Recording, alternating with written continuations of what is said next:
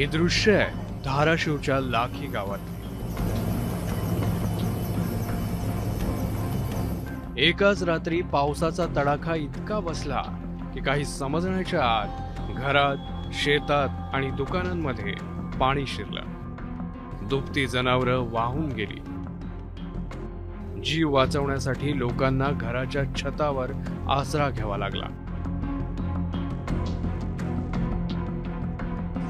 पुराच्या वेढ्यात अडकलेल्या या लोकांना वाचवण्यासाठी थेट हेलिकॉप्टरला पाचारण करावं लागलं।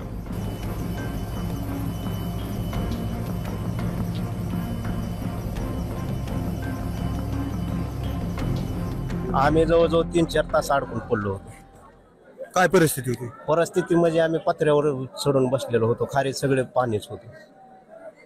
घर पूर्ण पाण्यात? हा, पूर्ण पाण्यात सगळा आमचा संसार सगळा वाहून गेलेला पाण्यात।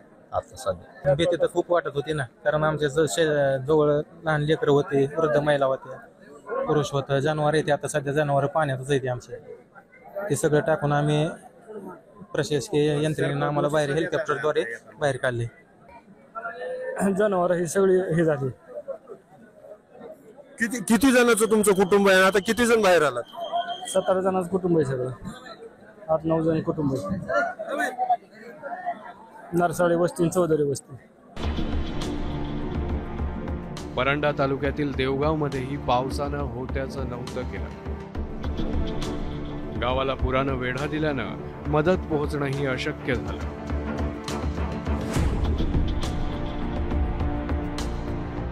अखेर लष्कराचे जवान बोटीनं दाखल झाले आणि गावकऱ्यांना सुखरूप बाहेर काढलं।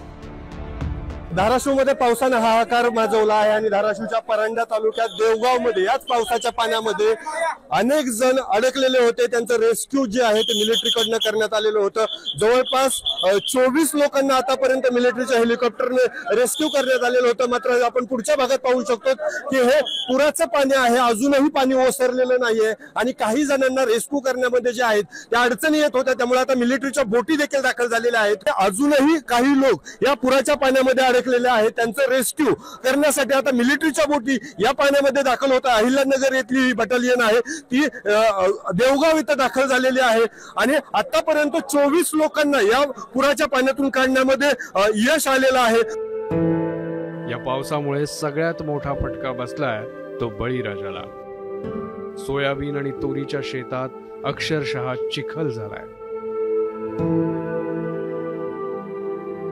काल रात्रीपासून कांदलगाव येथे मुसळधार असा पाऊस झालेला आहे आणि या पावसामध्ये कांदलगावची नदी पलीकडून 500 मीटर आणि अलीकडून 500 मीटर पूर्णपणे वाहत आहे। शेती पूर्णपणे वाहून गेली। इथं तूर होती, तुरीचं थोडं पण काही एक झाड सुद्धा दिसला इथं, इतकं वाहून गेलंय।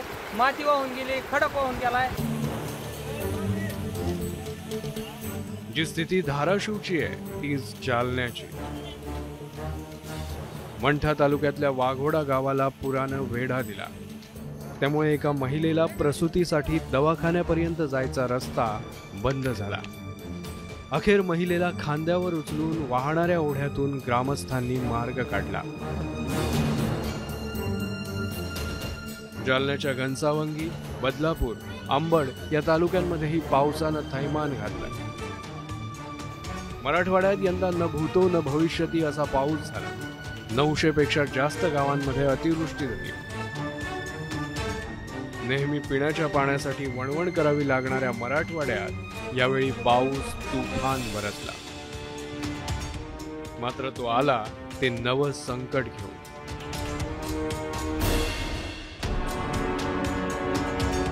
पुराचं पाणी काही वेळाने ओसरेलही, पण उघड्यावर पडलेला संसार आता कसा सावरायचा हाच प्रश्न या पूरग्रस्तांना पडलाय। जालन्यातून रवी मुंडेसह अप्पासाहेब शेळके, एबीपी माझा, धाराशिव।